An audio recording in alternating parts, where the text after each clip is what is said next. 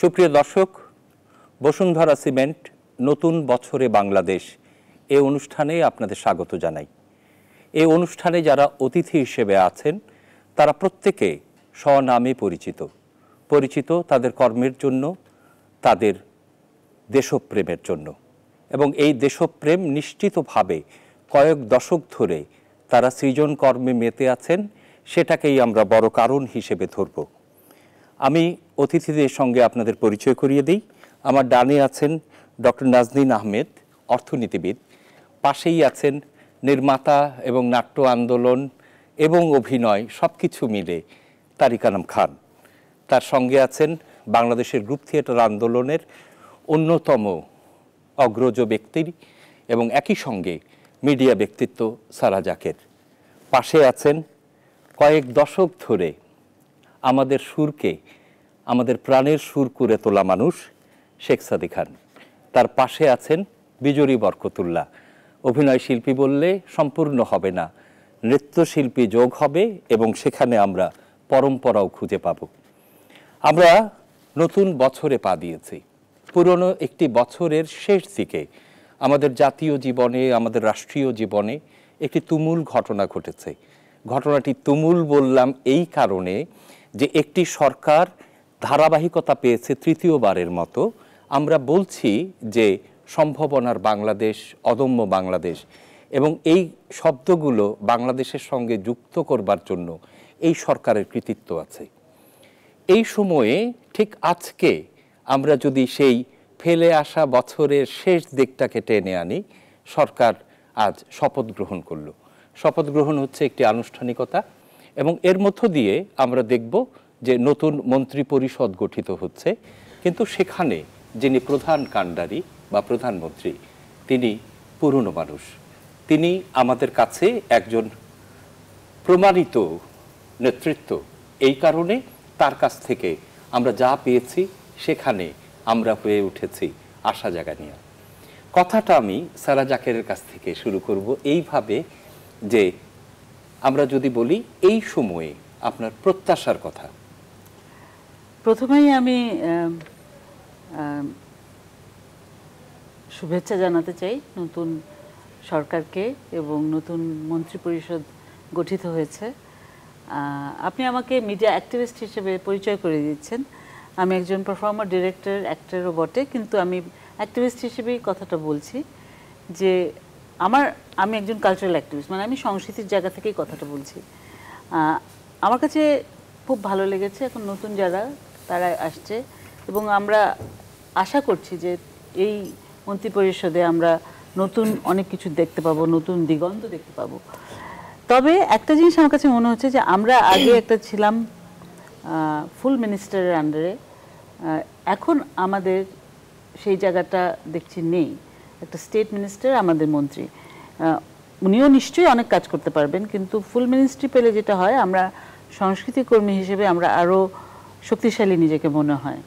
এইটা আরেকটা আমার আশা আছে যে সংস্কৃতি মন্ত্রণালয় সবসময় খুব কম বাজেট, মানে এত কম বাজেট যে শোনা গেছে যে এটা 1%-এর দাবি আমরা করছি, 1%ও না। তো এটা আমি আশা করব যে এইবারের সরকার এই বরাদ্দটা একটু বাড়াবে এবং ভালোভাবেই বাড়াবে, যাতে করে আমরা আরও শক্তিশালী ভূমিকা রাখতে পারি। তারিক আনাম খান, আপনার কাছে যাব এই সূত্র ধরে, যেখানে এসে প্রত্যাশার জায়গা আছে যে একেবারেই নির্ধারিত করে যে আমাদের সংস্কৃতির বিষয়টা যে মন্ত্রণালয় দেখবে সেই মন্ত্রণালয়ের কিছু বিষয় এটা আশার মধ্যে বা প্রত্যাশার মধ্যে আছে আমাদের। সেই কারণটাকে যুক্ত করে যদি আপনি বলেন আপনার প্রত্যাশা কি? ধন্যবাদ প্রত্যেককে, নতুন বছরের শুভেচ্ছা। এবং নতুন যে মন্ত্রিপরিষদ গঠিত হয়েছে আমরা অনেক আশাবাদী যে কিছু হবে, কেননা পরিবর্তনের ধারা কিন্তু এক ধরনের পজিটিভিটি তৈরি করে, মনে হয় যে নতুন আশা, নতুন কিছু হবে, সেটা আমরা একটা রূপ দেখতে পাচ্ছি এখানে। তো সংস্কৃতি নিয়ে যখন কথাটা আপনি বললেন এবং সারাভাবেও বলেছেন, এখানে আমার মনে হচ্ছে গত 5 বছরে বিষয়টি বেশ অবহেলিত। সত্যিকার অর্থে বলতে গেলে আমাদের যে ফাইটটা, যে যুদ্ধটা করা উচিত, সেটা আসলে সংস্কৃতি কর্মীরাই করতে পারে এবং এগিয়ে নিতে পারে নাটকের মাধ্যমে, গানের মাধ্যমে। আপনি যদি 1971 সালের কথা ধরেন, স্বাধীন বাংলা বেতার কেন্দ্র যে ভূমিকা রেখেছিল সেই সময় যুদ্ধকে এগিয়ে নেওয়ার জন্য অনুপ্রেরণার ক্ষেত্রে, আমি নিজে 9 নম্বর সেক্টর সহ বিভিন্ন জায়গায় ঘুরেছি, সেখানে কিন্তু আমরা প্রেরণামূলক উদ্বুদ্ধকরণের নাটকগুলো করেছি। এবং আমার এখনও মনে আছে যে যখন আমি একটি পাক মেজর অভিনয় করতাম, তখন যখন মেরে ফেলতো মুক্তিযোদ্ধারা এসে, যেটা হয় নাটকের মধ্যে, মুক্তিযুদ্ধের যোদ্ধাদের বিজয় হতে হবে, মানুষের বিজয় হতে হবে, তখন সমস্ত মুক্তিযোদ্ধারা প্রায় 5-10 হাজার মুক্তিযোদ্ধা একসঙ্গে চিৎকার করে উঠতো, হৈ হৈ করে উঠত। এটি একটি বিশাল মানে উদ্বুদ্ধ করেছে যুদ্ধে জয় করার জন্যে, মানুষকে বলেছে যে হ্যাঁ আমি পারবো। এই পারাটাই বোধহয় একদিন আমাদেরকে নিয়ে গেছে।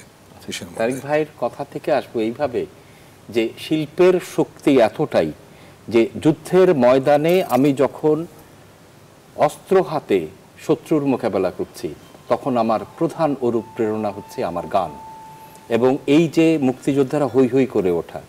এখন আমি যদি বলি যে সংস্কৃতি এবং রাজনীতি, এই দুই আলোচনার মধ্য দিয়েও সম্ভাবনার বাংলাদেশকে হয়তো আমরা খুঁজে পাবো না যদি না আমরা অর্থনীতির কথাটা আলোচনায় আনি।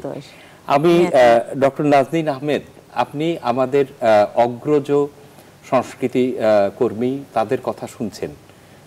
অর্থনীতিবিদ হিসেবে আপনি আমাদের এই সংস্কৃতির আশা এবং হতাশা দুটোকে মিলিয়ে অর্থনীতি আমাদেরকে কি সম্ভাবনা দেখাবে?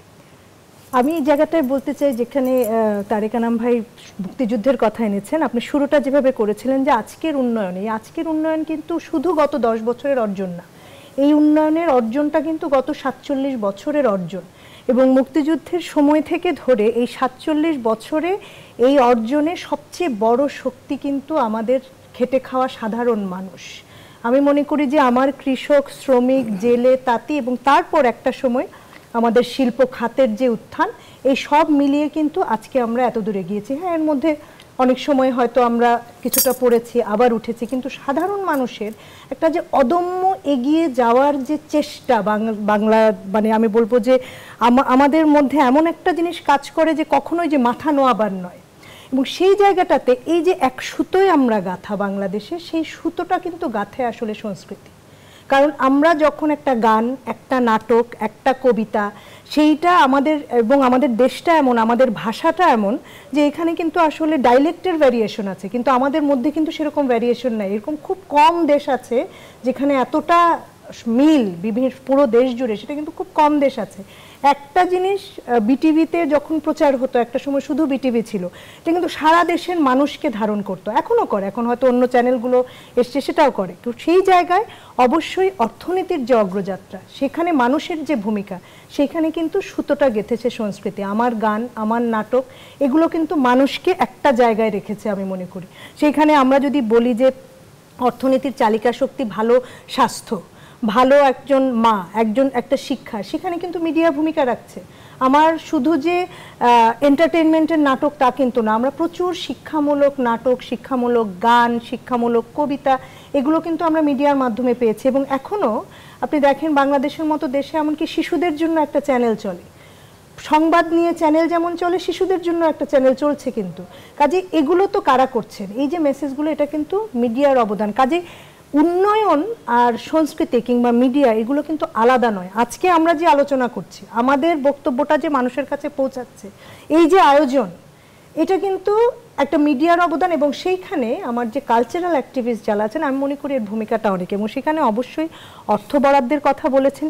আমি শুধু মনে করি অর্থ বরাদ্দও শুধু না, আমি মনে করি যে যারা বিভিন্ন ক্ষেত্রের শিল্পী আছেন, তিনি সঙ্গীত শিল্পী হন কি, অভিনয় শিল্পী হন কি, কথা শিল্পী হন, তাদেরকে যে স্বীকৃতি, অর্থাৎ তাদের যে প্রতিভাটা যেন তারা মানে প্রতিভাত করতে পারেন, যিনি একদম প্রত্যন্ত অঞ্চলে আছেন। আমি আবার এই জায়গাতেই আপনাকে আমি ধরিয়ে দেব যে কথা বলছিলেন অর্থনীতিবিদ নাজনীন আহমেদ, যে ঐক্যবদ্ধ শক্তি সেখানে অর্থনীতির অগ্রগতিও নিশ্চিত করে, কিন্তু ঐক্যটা হবে তার সাংস্কৃতিক ঐতিহ্য দিয়ে, তার সংস্কৃতির চর্চা দিয়ে। আমি যদি বলি দেশের গান, বাংলাদেশে দেশের গান প্রাণ না ছুঁয়ে পারে না। আপনি তো কয়েক দশক ধরে সেই পরাধীনতার কাল থেকে স্বাধীনতার 47 বছর, গানের জায়গা থেকে প্রত্যাশা কি? প্রত্যাশা তো নতুনের প্রত্যাশা সবসময় থাকে। তা আমি যেটা বলতে চাচ্ছি যে আসলে আমরা আজকে হয়তো আমাদের সরকার পরিবর্তন এসছে, আমরা নতুন মন্ত্রীদেরকে পেয়েছি, তাদের চিন্তা ভাবনা কাজে লাগবে, সমাজে কাজে লাগবে বলে আমি মনে করি। আমি আমার কথাগুলো হয়তো বিচ্ছিন্ন হতে পারে, কেন আমি গুছিয়ে কথা বলতে পারি না। সাংস্কৃতিক দিকটাই বলতে পারবো আমি। নিশ্চয়ই পৃথিবীতে আমাদের মতো কত পৃথিবীতে এত দেশের গান হয় নাই, এত দেশের গান কত পৃথিবীর আর কোথাও নাই। আমরা এত ভালোবাসি, আমরা দেশকে ভালোবাসি। এটা খারাপভাবে নেবেন না, এটা পজিটিভলি নেবেন। আমরা এতই ভালোবাসি। আমি একটু সন্দিহান যে আমাদের যে ঐতিহ্য, আমরা ঐতিহ্যকে টিকিয়ে রাখতে পেরেছি। আমরা কিন্তু আমাদের কালচারের ঐতিহ্যকে টিকিয়ে রাখতে পারিনি। আমরা পরিবর্তনের সঙ্গে বিবর্তনের সঙ্গে আস্তে আস্তে করে কিন্তু আমরা পাশ্চাত্যের রঙে সব চলে যাচ্ছে আমাদের। আমি আমার ব্যক্তিগত কথাগুলি বলছি। আমি আমাদের বিশুদ্ধ সঙ্গীতের প্রতি কিন্তু আমাদের দৃষ্টিপাত আছে, এগুলি প্রশ্ন কিন্তু আমার, যেহেতু আমি দীর্ঘ বছর কাজ করছি, দেখছি। আমি প্রথমে করতে হবে একটা নীতিমালা রাখা প্রয়োজন বলে আমি মনে করি আমাদের সাংস্কৃতিক অঙ্গনে, বিশেষ করে আমাদের গানের যারা কাজ করছি বা যারা লিখনের গীতি কবি যারা, তাদের কথা বলছি, যে আমাদের নির্দিষ্ট নীতিমালা থাকা উচিত। যে আমাদের আসলে বিভিন্ন চ্যানেলগুলিতে আমাদের ঐতিহ্যকে ডেভেলপমেন্ট করে, ইম্প্রোভাইজ করে আমরা কতটুকু দিতে পারি, আমরা সেটা আমরা করতে পারছি না। আমি মনে করি আমিও ব্যর্থ। হ্যাঁ, কারণ হচ্ছে কি, আমরা আমাদের যে ঐতিহ্য সেখান থেকে সরে গিয়ে আমরা নানান রকম রূপ ধরে ফেলেছি। আমরা এমন রূপ ধরে ফেলেছি এখন, যেখানে আমার সমস্ত অঙ্গের কাপড় একটা ওইখানের, একটা ওইখানের, একটা ওইখানে, এইভাবে চলছে কিন্তু আমাদের। তো প্রথমে আমার মনে হয় যারা এসছেন তাদের প্রতি আমার অবশ্যই আবেদন থাকবে যে দয়া করে আপনারা একটা নীতিমালা তৈরি করেন আগে আমাদের জন্য, আমাদের সংস্কৃতির জন্য বা আমাদের সঙ্গীতের জন্য নীতিমালা তৈরি করে। কী ধরনের গান আমাদের চ্যানেলে যাওয়া উচিত, কোন ধরনের গানগুলো আমাদের ডেভেলপ করতে পারে, কোন ধরনের গানগুলো আমাদের সমাজকে তৈরি করতে পারে, সেদিকে দৃষ্টিপাত দেওয়া উচিত বলে আমি মনে করি। একা কোনো কাজ হবে না, সংগঠিতভাবে কাজ করতে হবে। তো সবাইকে নিয়ে যদি আমরা কাজ করি, তাহলে আমরা আমাদের সঙ্গীতকে ডেভেলপ করতে পারবো, সুন্দর জায়গা নিতে পারবো, শুদ্ধ রাখতে পারবো এবং পরিচ্ছন্ন থাকতে পারবো, এবং আমরা সুন্দর মনের মানুষ হিসেবে পরিচিত হতে পারবো। যে কথা বললেন শেখ সাদী খান, সে কথার মধ্যে কিন্তু একটা উনি কিন্তু সরকারের কথা বলছেন না শুধু, তিনি কিন্তু নিজেদের কথাও বলছেন, নিজের কথাও বলছেন, এবং বলছেন যে এর জন্য গণমাধ্যম থেকে শুরু করে সকলের যে কথাটা কানে আসলো সেটা হচ্ছে শুদ্ধতার চর্চা করতে হবে। এবং উনি বলছেন যে ঐতিহ্যকে টিকিয়ে রাখতে পেরেছে কিনা, কিন্তু পাশাপাশি তিনি বিবর্তনের কথাও বলেছেন, সেটিও সম্ভব। অভিনয় শিল্প বা নৃত্যের দিক থেকে যদি একই কথা বলি, তাহলে আপনার প্রত্যাশা কি হবে? ধন্যবাদ। প্রথমেই সকলকে নতুন বছরের শুভেচ্ছা জানাচ্ছি। এরকম একটি অনুষ্ঠানে আমাকে ডাকার জন্য সবাইকে সবার কাছে অত্যন্ত আনন্দিত আমি। নতুন বছরে বাংলাদেশের প্রত্যাশা নিয়ে কথা বলছেন, এবং যেই প্রশ্নটি আপনি করলেন যে শুদ্ধতা এবং আধুনিকতা এবং আমাদের সংস্কৃতি শিল্পর মধ্যে ঢুকে গিয়েছে কতখানি বৈদেশিকতা, আমি বলতে চাই আমাদের শুদ্ধতা দিক থেকে। হ্যাঁ, সত্যি কথা হচ্ছে যে আমরা ছোটবেলা থেকেই যে শুদ্ধ সঙ্গীত এবং শুদ্ধ শিল্প চর্চা দেখে এসেছি, সেটা অনেক ক্ষেত্রে কমে গেছে।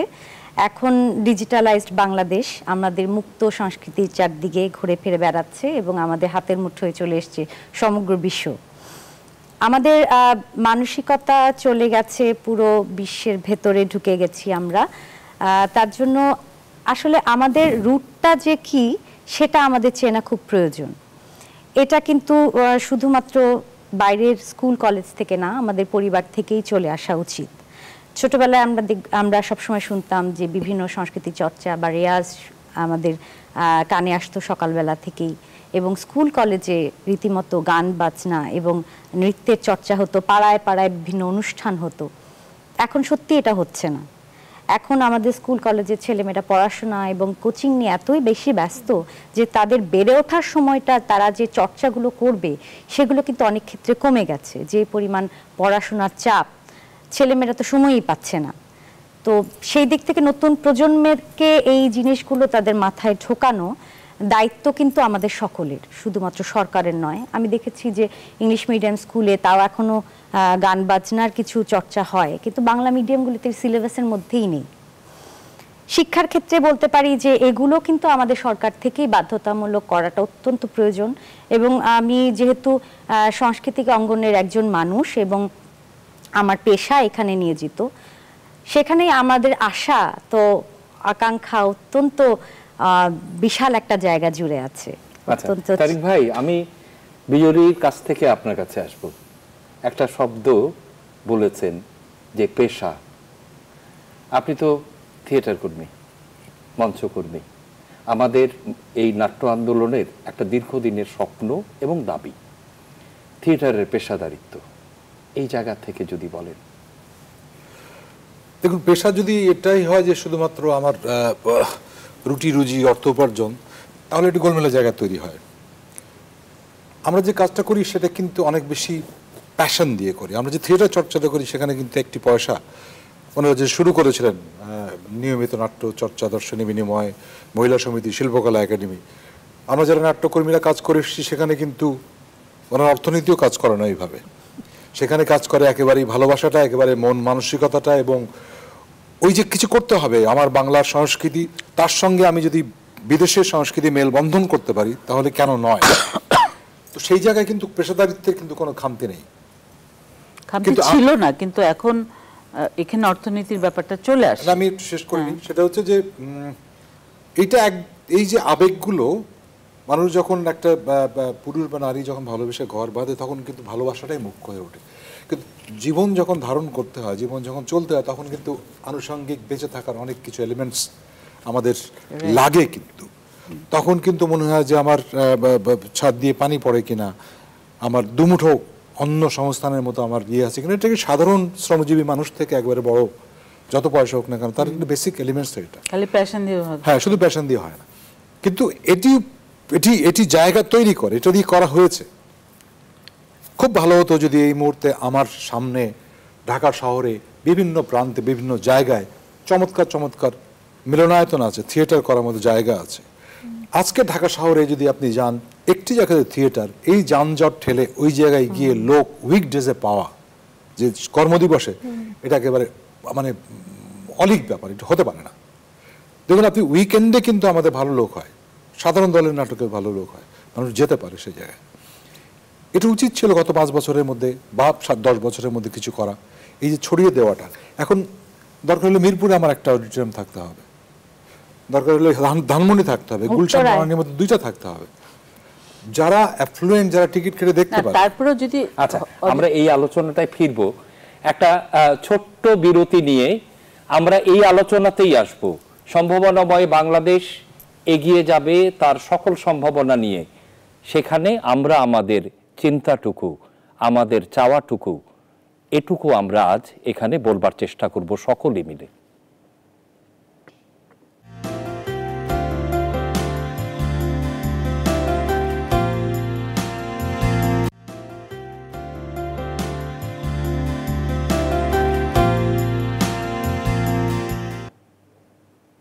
সুপ্রিয় দর্শক, বিরতির পর ফিরে এলাম বসুন্ধরা সিমেন্ট নতুন বছরে বাংলাদেশ অনুষ্ঠানে। আমরা সম্ভাবনাময় বাংলাদেশ এগিয়ে যাওয়াতে আমাদের স্বপ্নের কথা, আমাদের ভাবনা, সেগুলোকে যুক্ত করবার চেষ্টা করছি। সারা জাকের, যেখানে কথা বলছিলেন তারিকা নাম, সেখানে আপনারও কথা জমা হয়ে আছে, থিয়েটারের পেশাদারিত্ব। আমরা আসলে আমি ভাবিনি যে আমরা যখন সংস্কৃতি বিষয় নিয়ে কথা বলবো আমরা মানে একটা ফোকাস করে শুধু থিয়েটারে আসবো। যদি থিয়েটারের পেশাদারিত্বের কথা বলি তাহলে আমি মনে করি যে গত 45 বছর ধরে আমরা নিয়মিত নাট্যচর্চা করছি। আমি আগামী 10 বছরে আমি দেখতে পাচ্ছি না ওই জায়গাটা যেখানে আমরা শুধু থিয়েটার করে নাটকের মানে জীবন জীবিকা অর্জন করব বা চালাতে পারবো। ওইটা করতে হলে আমাদের এখন অনেক দূর যেতে হবে বা কমপ্লিটলি আমাদের ভিন্ন রকম ভাবে চলতে হবে। মানে একটা উদাহরণ দিই যে আজকে ইন্ডিয়ার মতো একটা দেশে আমরা পারিবারিকভাবে এটা আলোচিত হয় যে ওরা কিন্তু স্টারও ওই লেভেলে তৈরি করে। আজকে নাসিরুদ্দিন শাহ দেখতে তো ন্যাচারালি সুদর্শন না, ওইটা ওর কোনোদিনই বড় একটা ব্যাপার ছিল না, কিন্তু ও একটা ওর জায়গা থেকে একটা লেভেলে আছে, যে কারণে বাংলাদেশে যখন এসে নাটক নিয়ে আসে তখন বাংলাদেশের মানুষেরা 10,000 টাকা পার সিট টিকিট কেটে ওর টিকিট দেখে। শাবান আজমির কথা তো বাদই দিলাম, সেখানেও হয়। তো আমরা আসলে ওই লেভেলে, মানে আমরা এই পুরা ভারতবর্ষ, বাংলাদেশ, পাকিস্তান সব মিলে আমরা কিন্তু ওই জায়গায় একটু পিছিয়ে আছি। এখানে আমরা ওই লেভেলে বাংলাদেশে কোনো স্টার ওই জায়গায় অমিতাভ বচ্চন বলি কি শাহরুখ খান বলি কি নাসিরুদ্দিন শাহ বলি, ওই জায়গাটা আমরা তৈরি হতে পারি না।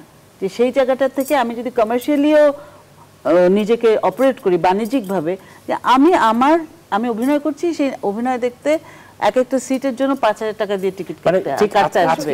আমি থিয়েটারকে পেশাদারিত্বের জায়গায় আমি এখনো ভাবতে পারি না। আচ্ছা, আমি একটা ছোট্ট জায়গা আপনাকে যদি একটু ধরিয়ে দিই, মানে এটা আলোচনার জন্য, যে পশ্চিমবঙ্গে থিয়েটার দলগুলোকে সরকার কিছু কিছু প্রত্যেক দলের কিছু কিছু সদস্যকে বেতনভুক্ত করে।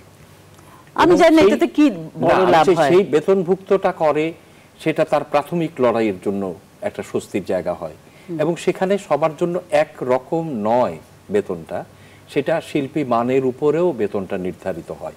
আপনাদের বন্ধু সংগঠনই বলবো, কারণ বাংলাদেশের দলগুলো ভারতের দলগুলোর সাথে কলকাতায় কিন্তু নাটক ওই লেভেলে নাই, যে লেভেলে মানে পুরো ভারতবর্ষে যদি দেখি বম্বে যেভাবে ডমিনেট করে সেই জায়গাটা কিন্তু কলকাতা নাই। সুতরাং আমি জানি না ওই বেতনভুক্ত হলে অন্য একটা না, সেই জায়গাটা বেতনভুক্ত হলে আমার কি আসছে যাচ্ছে, আমার দেখতে হবে যে আমি একটা জিনিস বলে শেষ করতে চাই যে একজন শিল্পী, একজন ইঞ্জিনিয়ার, একজন ডাক্তার থেকে কম হবে না কোনো ক্রমে, তার সুযোগের জায়গা থেকে, তার সম্ভাবনার জায়গা থেকে।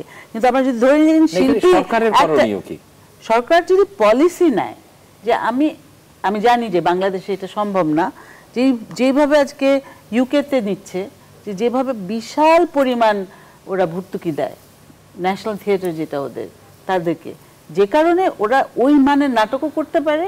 একটা বোর্ড আছে, তারা ঠিক করে এরা এই দলগুলো এই অনুদান পাবে, এবং সেই হয়তো এক নাগারে 3 মাস ওই নাটক চলে, এবং সেই নাটক দেখতে অতগুলো টাকা দিয়ে মানুষ আসে কিনতে। না, আমি বলছিলাম যে আমি যেহেতু অর্থনীতির লেন্স দিয়ে দেখি, সেই জায়গাটাতে আমি যদি বলি পেশা, যে এটা আমার একটা কর্মসংস্থানের জায়গা, এবং যে কর্মসংস্থান দিয়ে আয়টা এমন হতে হবে যে তারেক আনাম ভাইয়ের প্যাশন আর পাশাপাশি আমার ইনকাম দুটোর একটা মিলন হবে। অর্থাৎ আমার এই প্যাশন তো কিন্তু একটা বড় স্টার তৈরি করার কথা, এই প্যাশন কিন্তু আমার কোয়ালিটি অনেক বাড়ানোর কথা একটা শিল্পী। কিন্তু একজন শিল্পীর কাছে এক্সপেক্ট করা হয় না সে এত ইনকাম করবে, কিন্তু সে ডাক্তারের মতো ইনকাম করবে না। এরকম সেটা যদি ম্যাচ না করে, তখন কিন্তু আমার প্যাশনটা আমি কতদিন ধরে রাখতে পারবো। এবং সেখানে কিছু চর্চার ব্যাপার আছে, যেমন এই যে আমরা বলছি যে ইন্ডিয়াতে কেন ওদের এখানে কালচারাল যে ডেভেলপমেন্ট, আপনি ইতিহাস দেখেন, একটা সময় সম্রাটরা, নবাবরা, তারা কিন্তু পৃষ্ঠপোষকতা করতেন বড় বড় শিল্পীদের, এবং বড় বড় যত গানের দল, এগুলো যদি আমরা ইতিহাস ঘাঁটি দেখবো যে ওই পৃষ্ঠপোষকতায় কিন্তু তারা বেড়ে উঠেছেন। এখন যখন আমি ডেভেলপিং কান্ট্রি হচ্ছি, আমি উন্নত দেশ হচ্ছি, আমার অপরচুনিটি কস্ট অনেক হাই। আমি আমার নিজের কথা বলি, আমি 6 বছর শুদ্ধ সঙ্গীতের চর্চা করেছি। চর্চা করার পরে একটা সময়, এবং আমি খুব ভালো স্টুডেন্ট ছিলাম, তখন আমার বাবা বললেন যে তোমার গান গেয়ে আসলে ওই পেশাদারিত্ব হবে না, সো তোমাকে বেছে নিতে হবে, গানটা পাশাপাশি রাখো, মানে জাস্ট একটা শখের জন্য ইউ চুজ একাডেমিক লাইন। এবং সেটাই আমি করেছি। কিন্তু আমার যে হতেও পারতো, হয়তো আমি এখানে একজন সঙ্গীত শিল্পী হয়েও যেতে পারতাম, কিন্তু আমি ওই রিস্কে যাইনি, কারণ আমার অপরচুনিটি কস্ট অনেক হাই। এখন আমি যদি ওটা ধরে রাখতে চাই, আমি যদি এই জায়গায়, যেখানে সারা আপা বলার চেষ্টা করছেন, আমার প্যাশনের সাথে আমি যদি সম্ভাবনাটা দেখতাম যে না, আমি চর্চাটা করতে পারবো, আমি সাপোর্ট পাবো, স্কলারশিপ পাবো, বাইরে যেতে পারবো, আমি সেখান থেকে শিখে এসে আবার আমি চর্চা করতে পারবো। এখন আমার বাবার টাকা না থাকলে আমি আর যেতে পারছি না। আচ্ছা, আমি একটু তারিক ভাই, আমি সারা ভাবি এবং ডক্টর নাজনীনের কথা শুনলাম, এখানে এসে একটা ভিন্ন কথা বলি। 52, 71 স্বাধীনতার 47 বছর, 16 কোটি মানুষ, 64টি জেলা, 580টি উপজেলা আছে। এখানে দলবদ্ধ যুথবদ্ধ সংস্কৃতি কর্মীরা কোন পথ কোন লড়াইকে, কোন জায়গাকে সবচেয়ে বেশি নিশ্চিত করতে চাইবে বাংলাদেশের? সেটা হচ্ছে যে ওনার কথা সূত্র ধরেই বলি যে আমি আমার আইডেন্টিটির রাখাটা কিন্তু খুব জরুরি, আমি আমার মাটির কথা বলাটা জরুরি। কিন্তু আপনি ইদানিংকালের ভারতীয় সিনেমা যদি দেখেন, যে সারাভাই বললেন যে হিট করছে, অমুক করছে, আমি নাম ধরেই বলি আমির খানের অনেকগুলো সিনেমা, দাঙ্গল মনে করেন, এই যে কে আছে স্টার আমির খান, এবং সে তো বৃদ্ধ বাবার ইয়ে করছে, আর বাকিগুলো তো কই মানে চিনি না আমরা। অত সিনেমাটি কত হাজার কোটি টাকার ইসের মধ্যে ঢুকে গেছে, because it is socially connected. এই যে নারী জাগরণ হচ্ছে, মেয়েরা যে কুস্তি করতে পারে, এটা তো গ্রামের লোক মানছে না। সংস্কৃতি সেটাই করতে পারে, এই আধুনিকতাকে টাচ করতে পারে। এইটা না হলে কিন্তু ওই ওনার মতো, ওনার বাবাও যেমন বলছেন, না না তুমি তো ওই জায়গায় উঠতে পারবে না, তোমাকে কিন্তু অন্য কিছু করতে হবে। আমাদের একসময় বলা হতো, আচ্ছা নাটক করেন, আর কি করেন? নাটক, হ্যাঁ নাটক ফাটক করেন, আর ঠিক আছে আর কি করেন? আর কি করেনটা কিন্তু তখন কিছু ছিল না। আজকে তো বাংলাদেশে অনেকেই আছে পেশাদারিত্বের সঙ্গে কাজ করতে। এইটাকে যদি বাড়িয়ে না নেওয়া যায়, এটাকে যদি আপনি দেখেন, আমি বিদেশিদের সঙ্গে কাজ করেছি, তারা কিন্তু আমাদের অভিনেতাদের ক্ষেত্রে, আমাদের প্যাশনের ব্যাপারে, আমাদের কাজের ট্যালেন্টের ব্যাপারে কিন্তু তারা ভীষণভাবে সম্মান করে। তারা এমন কথা বলেছে যে এখানকার ট্যালেন্ট কিন্তু ইন্টারন্যাশনালি অ্যাক্লেমড হওয়ার মতো লোকজন এখানে আছে। কারণ আমাদের মধ্যে ক্ষুধা কিন্তু অনেক বেশি, কিন্তু আমাদের জায়গার যাওয়ার জন্য এভিনিউগুলো তৈরি করতে হবে। এবং যদি আপনি সংস্কৃতি মন্ত্রণালয়ের জন্য যদি এই সামান্য বাজেট রাখেন, আপনার তথ্য মন্ত্রণালয়ের মধ্য দিয়ে যদি এই যে মিডিয়াকে ঠিক জায়গায় নিয়ে যাওয়ার মতো যদি পরিকল্পনা না থাকে, চ্যানেল দিয়ে কি হবে, তাহলে ক্লাব কি হবে? বিকজ আপনার নাটকের বাজেট কমতে কমতে কমতে কমতে একটা জায়গায় যখন 1,20,000 50,000 হতো, সেখান থেকে আজকে 40, 50, 60,000 টাকা একটা লোককে 20 মিনিটে একটা নাটক তৈরি করতে হয়। বলতে হবে সবকিছুর দাম বাড়ছে, একমাত্র নাটক মানে যেটা নির্মাণ হয় এটার দাম কমছে দিন দিন। সাদি ভাই আপনিও যদি যুক্ত হন, শিল্পীদের ব্যাপারে আমি সমগ্র শিল্পীদের কথাই বলছি, সমগ্র শিল্পীদের কথাই বলবো। সঙ্গীত শিল্পী, সে নৃত্য শিল্পী, অ্যাকচুয়ালি যেটা করা হচ্ছে সেটা তো হচ্ছে না। মেধা আছে আমাদের দেশে, আমরা মেধা সঠিকভাবে বিক্রি করতে পারছি না। এই যে আমার বোনটি বললেন যে ওনার বাবা মানা করেছেন সঙ্গীত দিয়ে কি করবা, গান করে কি করবা। আমি তো গান বাজনা করে বেঁচে আছি, আমি সুন্দরভাবে বেঁচে আছি আমি, কিন্তু আমার যে আরো ভালোভাবে বাঁচা থাকার দরকার ছিল সেটা তো করতে পারছি না। কেন করতে পারছি না? এই প্রশ্নগুলি জবাব দিবে কে? তখনই বলতে হবে সরকার জবাব দিতে হবে, কারণ সরকার আমাদের সমস্ত জনগণের দায় দায়িত্ব নিয়েছেন। ওনারা যখন সরকারে আসেন আমাদের সবার দায় দায়িত্ব নেওয়া হয়। কই আমাদের শিল্পীদের দায়িত্ব ঠিকভাবে নেওয়া হচ্ছে না। কেন নেওয়া হচ্ছে না? আজকে 40 বছর 50 বছর চাকরি করার পরে রেডিওতে কোনো পেনশন নাই, গ্র্যাচুইটি নাই, এটা কোন আইন? শিল্পকলাতে আছে, রেডিওতে নাই, টেলিভিশনে আছে, রেডিওতে নাই। আজকে 45 বছর চাকরি করছে, কেউ কেউ মরে গেছে, অনেকে মরে গেছে, তারা টাকা পয়সা পায় নাই। তো এটা কোন দেশে বাস করি আমি? আমার যদি মূল্যায়নে যদি না থাকে, আমার প্রথমে আসবে মূল্যায়ন, তাহলে প্রত্যেকটি লোক ঘরে ঘরে সাংস্কৃতিক চর্চা করবে এবং চাকরির পাশাপাশি বা পড়াশোনার পাশাপাশি সেটাও সুন্দরভাবে করবে। তো সেইগুলি দায় দায়িত্ব নিবে কে? সুপ্রিয় দর্শক, আমরা একটা বিরতি নিয়ে ফিরে আসব। এখানে সবচাইতে অনুজ প্রতিম যিনি আছেন, বিজয়ী বরকতুল্লাহ, তার কাছে অগ্রজরা যে হতাশার কথা বলছেন এবং যে অপ্রাপ্তির কথা বলছেন, সেগুলো মুছে দিয়ে নতুন প্রজন্ম কি সম্ভাবনা দেখেন সে কথা শুনবো তার কাছে। একটা ছোট্ট বিরতি নিয়ে আসছি। নতুন প্রজন্ম তো ধীরে হয়ে রয়েছে।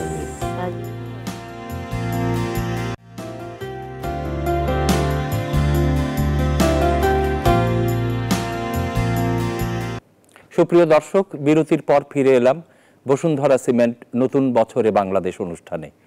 কথা হচ্ছে আমাদের প্রাপ্তি অপ্রাপ্তি নিয়ে, এবং একই সঙ্গে আমাদের দাবি আছে সরকারের প্রতি, কারণ আমরা সমর্থন করি তাই আমরা সমালোচক। আসব এখানে সবচাইতে অনুজ প্রতিম, আগেই বলেছিলাম একটি পরম্পরা আছে, মা নাচ করতেন, আপনি নাচ করেন, অভিনয় করেন, এবং কথাটা হচ্ছে এরকমভাবে যে নতুন প্রজন্মের একজন শিল্পী হিসেবে তাদের চেয়ে অনুজ, তার মধ্যে কালের ভাগ আছে। সাদি ভাই অন্ধকার সময়ে পরাধীন দেশে দেশের গান বেঁধেছেন, সেই সুর দিয়েছেন আমাদের প্রাণে, সেই গান ছুঁয়েছে। সারা ভাবি, যার কথা তারিক ভাই বললেন, স্বাধীনতার পর অন্ধকার ঘর পরিষ্কার করে তারপর শুরু করেছেন নাট্য আন্দোলন। তারিক ভাই অনেক সম্ভাবনাকে পাশ কাটিয়ে নাটকের উপরে পড়াশোনা করতে গেছেন এবং ফিরে এসে নাটক করছেন। পাশেই আছেন নাজনীন, অর্থনীতিবিদ, কিন্তু বলেছেন শুদ্ধ সঙ্গীতের চর্চা করেছেন অনেক বছর, কিন্তু বাবা বলেছে নিবিষ্ট হও অন্য পড়ায়, যে পড়া তোমাকে আরো বেশি কার্যকরী করবে। এই ছিল কথা, আপনার কথা। এখন কি অপ্রাপ্তির কথাই বলবো না, প্রথমে? আপনার যা আচ্ছা, মনে প্রাপ্তি হবে। দিয়ে শুরু করছি। সেটা হচ্ছে যে যখন আমরা পড়াশোনা শেষ করলাম, ঢাকা ইউনিভার্সিটি থেকে বেরিয়েছি, তখন বিভিন্ন পেশায় সবাই যখন ঢুকে যাচ্ছে, তখন ভেবেছি যে আমার সবচেয়ে আকাঙ্ক্ষিত কি করলে ভালো লাগে। আকাঙ্ক্ষিত পেশা হচ্ছে যে আমি অভিনয় করব, যেটা একেবারেই চ্যালেঞ্জের একটা ব্যাপার ছিল, যে কি করবে, অন্য কি করবে, আর কিছু করবে না, কোথায় জব করবে বা বিসিএস দিবে কিনা, বিভিন্ন রকমের কথাবার্তার মাঝখানে শুরু করলাম যে অভিনয় করব। এবং দেখলাম যে অভিনয়টা পেশা হিসেবে নেয়ার মতো তখন সুযোগ সৃষ্টি হয়েছে বিভিন্ন মুক্ত নাটকের মাধ্যমে বা বিভিন্ন প্রজেক্ট, আমরা যেটা বলবো যে প্যাকেজ নাটকের মাধ্যমে। কিন্তু আমরা ছোটবেলা থেকে কিন্তু চর্চাটা করেছি, যেটা সংস্কৃতি চর্চা আপনি বলেন, গান, নাচ বা বিভিন্ন, এবং এটা সংসার থেকে, ঘর থেকে, পরিবার থেকেই এক ধরনের চর্চা ছিল। এবং গানটা তৈরি হয়েছিল, গান না গাইতে পারলে কি হবে, উপন্যাস পড়া বা বিভিন্ন জিনিস পড়ার মাধ্যমেই কিন্তু এটা শুরু করেছিলাম। কালের বিবর্তন আমি বলবো কিনা জানি না, তবে আধুনিকতা যে ছোঁয়া আমাদের মধ্যে এসেছে, এখনকার ছেলে মেয়েদের মধ্যে খুব শর্টকাট প্রসেস একটা দেখছি, যে তারা কোনো কিছু পড়ছে না বা জানছে না, হঠাৎ করে সুন্দরী হয়ে এসছে বা খুব সুন্দর দেখতে, বা তাদেরকে নিয়ে এক ধরনের ঘষা মাজা করে সবাই তাদেরকে উপরে তুলে দিচ্ছে, এবং তারা মোটামুটি যেটা স্টার বলবো বা তারকা খ্যাতি তারা অর্জন করছে এবং তাদেরকে নিয়েই চলছে। কিন্তু আমি খুব পজিটিভ মানুষ হিসেবে এটাই বলতে চাচ্ছি যে হ্যাঁ ঠিক আছে, কিন্তু কালের শর্টকাট যে যারা নেয় তারা কিন্তু শর্টকাট পড়ে যায়, ট্র্যাশ আর কি। সো আমি যেটা বলবো যে আমাদের দেশে একটি বড় জায়গা, আমি যেহেতু ইতিহাসের ছাত্রী, ঢাকা ইউনিভার্সিটি থেকে আমি জেনারেল ইতিহাস পড়েছি, সাম্প্রদায়িকতা কিন্তু আমাদেরকে বিভিন্নভাবে আকৃষ্ট করে রেখেছে আমাদের দেশে, এবং এর জন্য কিন্তু আমাদের অনেকখানি এই সংস্কৃতি চর্চা বলেন, সাহিত্য বলেন, এবং সব কিছু কিন্তু আমাদের অনেকখানি এগিয়ে যেও আমরা বারবার করে পিছিয়ে এসেছি। সেটা আমাদের মেধা, মননে, আমাদের মানসিকতা, আমাদের সামাজিকতা, পরিবার এবং আমাদের পোশাকেও কিন্তু অনেক চলে এসেছে, যেটা কিন্তু আমরা চাই না। ধর্ম নিরপেক্ষতা এবং সাম্প্রতিকতার মধ্যে যে একটি পার্থক্য আমরা করতে পারছি না, সেটা কিন্তু আমাদের বড় একটি, আমি মনে করি যে আমাদের সংকট। তো সেই ক্ষেত্রে কিন্তু সকলকে এগিয়ে আসতে হবে। স্যার আন্টি যেরকম বললেন যে একটি বাজেট তৈরি করা এবং সেটা নীতিমালা প্রস্তুত করে কাজ করা, সেটা তো অবশ্যই, এবং ভবিষ্যৎ প্রজন্মকে আমাদের এই গোড়া পত্তন মানে একেবারে নিজস্ব মূলে যে সংস্কৃতি, মূল যে জায়গাটা, সেখান থেকে শুরু করা। আমি ছোটবেলার কথা বলেছিলাম, সেরকম পরিবেশ কিন্তু আমাদের এখন নতুন ছেলে মেয়েদের বা আধুনিক ছোঁয়া যেটা লিখেছে, ভালো কথা, আমরা পুরো পৃথিবীকে সাথে নেব, কিন্তু নিজের যে আত্মা সেটাকে ভুলে গেলে তো চলবে না। সেখান থেকেও একটি পদক্ষেপ আমাদের প্রত্যেককেই নিতে হবে, এবং আমরা ব্যক্তিগতভাবে যেমন নেব, এবং আশা করব যে সরকারও এই দিক থেকে এগিয়ে আসবে। কারণ আমি জানি আমাদের এই সরকার হচ্ছে একটি সংস্কৃতি বান্ধব সরকার, যিনি কিনা আমাদেরকে খুবই অ্যাপ্রিসিয়েট করেন এবং সঙ্গীত চর্চা বা শিল্পকে এই সরকার অনেক উপরের দিকে দেখতে চান।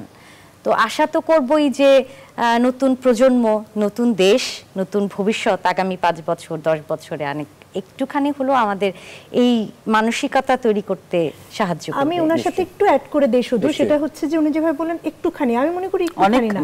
এই সরকারের যদি নির্বাচনী ইশতেহার দেখেন, সেখানে অন্যতম প্রধান একটি অঙ্গীকার হচ্ছে একটা বড় রকমের কর্মসংস্থান তৈরি করা, এবং এই সংস্কৃতি কথা বলছি, সেই জন্যই বলছি এই যে যেখানে আমি সংস্কৃতির চর্চার কথা বলছি, সেখানে সরকারের সাপোর্টের কথা বলছি। সারা আপা বলছেন, তারেকা নাম বলছেন, ওনারা কি বলছেন যে ওনারা কিন্তু বলছেন যে আমার রুট থাকতে হবে, আমরা আরেকটা সংস্কৃতির কোনো বিষয় যদি নেইও সেটার মধ্যে আমার একটা ট্যালেন্ট থাকতে হবে, সেইটাকে সাপোর্ট দিতে হলে অর্থ লাগবে, এবং তার মাধ্যমে সরকারের যে কর্মসংস্থানের অঙ্গীকার এটাও পূরণ হবে। কারণ তখন অনেক ট্যালেন্ট যারা ঝরে যায় একটা সময়। যেমন আমি বলছি যে আমার বাবা কিন্তু নিষেধ করেননি, উনি এখনো মানে অ্যাপ্রিসিয়েট করেছেন তুমি গান করো, কিন্তু পেশা হিসেবে এটা তুমি নিও না, তুমি অন্য জায়গায় যাও। এই জায়গাটা যদি আমি চাই, আমি যেন সেখানে যেতে পারি। এখানে একটা ভয়ের ব্যাপার আছে তো এখানে একটা, এবং সাম্প্রদায়িকতার বিষয়টা খুবই দেখতে হবে। আপনার পিতা ভয় পেয়েছে, এখানে গেলে আপনার লাইফ অন্যরকম হয়ে যেতে পারে। আমার পিতা কিন্তু ভয় পায় নাই। 5th 6th জেনারেশন সঙ্গীত করছি, সারা পৃথিবীতে আমার আমার আমার আমার পরিবার সারা পৃথিবীতে সঙ্গীতে জয় করেছে। সুসম্রাট ওস্তাদ আলাউদ্দিন খান সাহেব আমার জানা আছে। আমি বলছি যে এটা হচ্ছে একটা, আমাদের এখানে অনেক কিছু হয়ে যাচ্ছে, যেটা বারবার বলার চেষ্টা করছেন উনি, যে এখানে অনেক কিছু হয়ে যাচ্ছে এখন আমার সাম্প্রদায়িকতার কারণে এমন হয়ে যাচ্ছে যে আমি যদি লাকি হই তাহলে আমি করতে পারবো। আমরা ছোটবেলায় যেভাবে সরস্বতী পূজায় গান গেয়েছি, আজকে যদি আমি সরস্বতী পূজায় যে গান গাই আর ফেসবুকে ছবি দেই, আমি জানি না কি কমেন্ট আমি পাবো। আমি দুর্গা পূজার অনুষ্ঠানে যখন যাই, আমি রমনা কালী মন্দিরের কোনো অনুষ্ঠান যদি আমার মন চায় আমি দেখতে যাই, কিংবা সেখানে উঠে 2টা লাইন আমি গান গাই, এটা তো আমার সংস্কৃতির অংশ। আমি কেন আমার ধর্ম আর সংস্কৃতিকে মিলিয়ে ফেলছি? সেখানে কিন্তু আমি বলছি যে অর্থনীতিটাকেও যদি আমি এটাকে অ্যাড করি, এটা বাইরে যাচ্ছি না, কিন্তু আমি বলছি যে সরকারের যে অর্থনৈতিক লক্ষ্যগুলো সেইটার জন্য কিন্তু এই কালচারাল যে সাপোর্টটা এটা দিতে হবে। তাহলে আমাদের শিক্ষা ব্যবস্থা আরো বেশি প্রোডাক্টিভ হবে, উদার হবে। আমরা ছোটবেলার মধ্যেও সংস্কৃতি নজরুল জয়ন্তী যেভাবে করতাম সেইটা এখন আবার চালু করতে হবে, তাহলে কিন্তু আমি একটা অসাম্প্রদায়িক বাংলাদেশ, প্রোডাক্টিভ বাংলাদেশ। সিকিউরিটি ব্যাপারটা বলবো আগে আমি। আপনাকে সিকিউরিটি দিতে হবে। এক্স্যাক্টলি, আপনি সিকিউরিটি দিবেন না, আপনি আমার কাছে অনেক কিছু চাইবেন, তা তো হবে না। আমি যেটা করছি, আমার মেধা বিক্রি করছি, আমি আমার মেধাকে সঠিকভাবে মূল্যায়ন করুন, তাহলে আমার জেনারেশন আসবে, নেক্সট জেনারেশন আসবে, সেটা নাট্যশিল্পী হোক, নৃত্যশিল্পী হোক, সঙ্গীত শিল্পী হোক, তো আপনার সেটা দিতে হতো আমাকে। না, সেটাই তো আমাদের যেমন এখন আছে রোজার মাসে আমরা একটু অন্য প্রসঙ্গে যাই। আমরা অনুষ্ঠানের একেবারে শেষের দিকে প্রায়, নৃত্যের কোনো প্রোগ্রাম করা যায় না কোনো টেলিভিশনে। হ্যাঁ, আমি রমজান মাসে যাব, তো সেটা কি খুব ধর্মনিরপেক্ষতা আমরা সেই ক্ষেত্রে পাই? আমাদের মনে লুকানো আছে একটা স্বপ্নের বাংলাদেশ। ছোট্ট করে আপনার স্বপ্নের বাংলাদেশ। আমি ওনার কথা সূত্র ধরে একটু বলি যে সংস্কৃতি মানে শুধু গান গাওয়া, শুধু নাচা, শুধু এটা না। সার্বিক জীবন সংস্কৃতি মানে হচ্ছে নিজেকে উদার করা, আগামীর জন্য তৈরি করা, আমার যা আছে সমস্ত কিছু সেইভাবেই নেওয়া। এটা কেন আসবে যে আমি রমনা কালী মন্দিরে গেলে ওখানে গান গাইলে কি হয় কি হয় কি হয়, আমাকে কিভাবে কি চিহ্নিত করে, ফেসবুকের মধ্যে দিয়ে দিল, মুখ করলো, একটা পূজার শুভেচ্ছা দিল। এইটা হচ্ছে সংস্কৃতি পারে এগুলোকে মুক্ত করে দিতে, ওইটা খুব দরকার। দ্বিতীয় হচ্ছে আমি বারবার সরকারকে ইয়ে করতে চাইবো না, সরকার আমার জন্য অ্যাভিনিউ তৈরি করবে, সেইগুলো খুব বেশি দরকার। কিন্তু ওনারা যখন নাটক শুরু করলেন, যখন ট্যাক্স হলো, তখন বঙ্গবন্ধুর কাছে যখন গেল ওই জায়গাটা, তখন আমার আব্দুল আল মামুন সাহেব বলেছিলেন প্রয়াত, যে বঙ্গবন্ধু যখন শুনলেন যে তার নাটকের উপরে এন্টারটেনমেন্ট ট্যাক্স বসানো হয়েছে, নাট্যকর্মীরা বলেছে আমরা নাটক করবো না, তাহলে উনি বললেন যে এই লোকগুলো আমার কাছে কিচ্ছু চায় না, কোনোদিন আসেনি, তারা নিজেদের মধ্যে একটা জিনিস তৈরি করতে চাইছে, সেখানে ট্যাক্স বসাতে হবে, না হলে আমার সরকার চলবে না। আর একটা বড় কথা যে উনি সেন্সরশিপ উঠিয়ে দিয়েছিলেন, এটা কিন্তু মঞ্চটা হচ্ছে খুব বড় একটা আমি যেটা বলছি যে উঠেছে, এটা মাননীয় প্রধানমন্ত্রী যখন এই শেখ হাসিনা যখন প্রথমবার প্রধানমন্ত্রী হন, তখন তিনি তখন 96 সালের বিষয়তে উঠেছে, আমরা জানি। 1872 সালে যে কালো আইন ছিল, এটা শিল্পকলা এনেছিলেন না, এটা ছিল কি মেট্রোপলিটন অ্যাক্ট হওয়ার পরে সেন্সরশিপটা আমাদের এখানে তখন কার্যকরী ছিল না, কোন একটা অ্যাক্টের মাঝখানে, কিন্তু পুরোপুরি ওঠে 96 সালে যখন গভর্নমেন্ট আসে আমাদের দেশ নেত্রী, তখন রেখেছে। আমার কথা হচ্ছে যে সরকার কতগুলো অ্যাভিনিউ তৈরি করবে, এটা শৃঙ্খলার মধ্যে আনতে হবে। আমরা আমাদের মিডিয়াতে যেখানে আমরা কিছুই মানে কোনো একটা জায়গায় পৌঁছতে পারছি না, অনেক দিক দিয়ে আমি আগ্রাসন বলবো না, মানে আমাদেরকে তাদের সঙ্গে মিলতে গেলে এক লেভেল খেলতে হবে, তা নাহলে হবে না কোনোদিন। ঠিক, আমরা একদম শেষ মুহূর্তে, কিন্তু আমি বলছি যে সবার চেয়ে আপনি হচ্ছেন অগ্রজ, আপনার স্বপ্নের বাংলাদেশ। আমি স্বপ্ন দেখি, আমি এইভাবে বলতে চাই, দূর নয় বেশি দূর, সামনে আলোর সমুদ্র। শত্রু যারা এই পৃথিবীর মানবতার পিছনে, তারা অনেক দূর। আমি সামনে আলো দেখতে চাই, আমাকে আলো দেখাতে হবে, শক্তিশালী লোকরা দেখাতে হবে আলো আমাকে, তাহলে আমি এগিয়ে যাব। আমাকে যদি শক্তিশালী লোক যে আলো না দেখে তাহলে আমি যাবো না, আমার মেধা আমি চুপচাপই বিক্রি করবো। তো ঘটনা হচ্ছে কি, এটা নিয়ে অনেক বড় আলোচনা করা, আমার মনে হয় সেমিনার হওয়া উচিত এইসব ব্যাপার নিয়ে। একটু একটু কথা বলা যায় না? কারণ আমি ওই বিচ্ছিন্নভাবে কথা বলছি, এই বিচ্ছিন্নভাবে কথা বলতে চাই না। শেষ সময় আমার 70 রানিং আমার বয়স, আমি যে কিছু মারা যাবো, আমার বন্ধু কথা সব ডাইনে চলে গেছে। তো ঘটনা হচ্ছে কি, এইগুলি আমরা এই ক্রাইসিসগুলি শুনতে চাই না। আচ্ছা, আমরা বোধহয় অনুষ্ঠান শেষ করতে হবে। সুন্দর আমরা শেখ সাদিক খানের একটি কথা দিয়ে আমাদের অনুষ্ঠান শেষ করব, সামনে আলোর সমুদ্র। কিন্তু সেটি যদি আমরা গ্রহণ করতে চাই, ঐক্যবদ্ধ একটি শক্তি লাগবে। সেটি এক প্রজন্মের দায়িত্ব নয়, প্রজন্ম থেকে প্রজন্মের দায়িত্ব। সবাই ভালো থাকবেন।